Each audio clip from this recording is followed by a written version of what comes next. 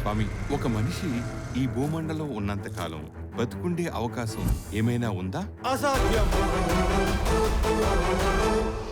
పుట్టిన ఏ జీవైనా నిర్జీవంగా మారక తప్పదు.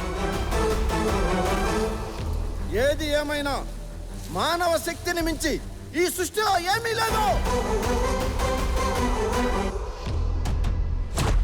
యమధర్మరాజు దగ్గర ఒక బుక్ ఉంటుందట.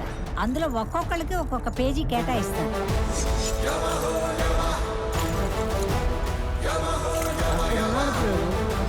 నీవిక్కడికి వచ్చి పుట్టుమను భక్షించినంత మాత్రమున నీవు కోరినట్లు జరుగుననుకుంటివా?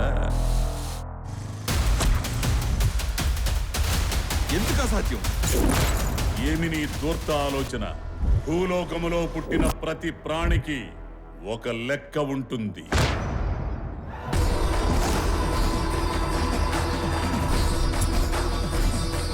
చిత్రగుప్త ప్రభు, ఇతగాడు చింపిన పుటమున ఇతని పేరు లేదు, వేరొకరి పేరు ఉన్నది.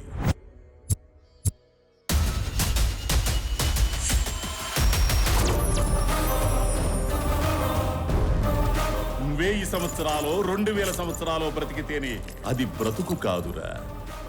బ్రతికినంత కాలం ఏమి చేశామన్నదే నీ జీవిత కాలాన్ని నిర్ణయిస్తుంది. మీరు అభిమానించే మీ చిరంజీవి గురించి ఒక మాట చెప్పనా? తాను పునాది రాయి వేసిన రోజు నుండి ఇప్పటి వరకు తాను ఓడ్చిన చెమటనంతా ఒక్క చోట పోస్తే మీ హుస్సేన్ సాగర్ అంత సరస్సై ఉండేదిరా. అంతటి కష్టజీవి మీ చిరంజీవి.